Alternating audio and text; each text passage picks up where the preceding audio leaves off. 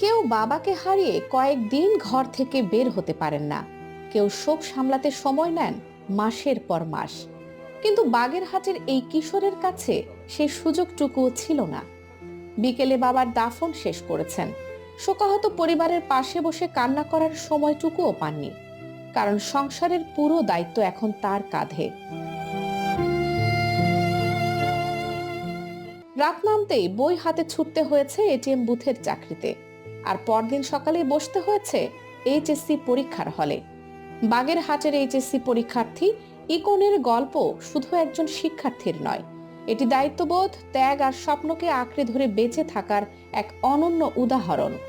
পিতার মৃত্যু, অসুস্থ বড় ভাই, সংসারের চাপ, কিছুই তাকে থামাতে পারেনি।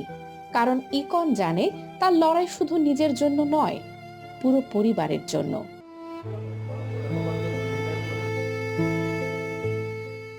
ডেস্ক রিপোর্ট, কানিজ ফাতেমা সোমা, এনভি নিউজ 24।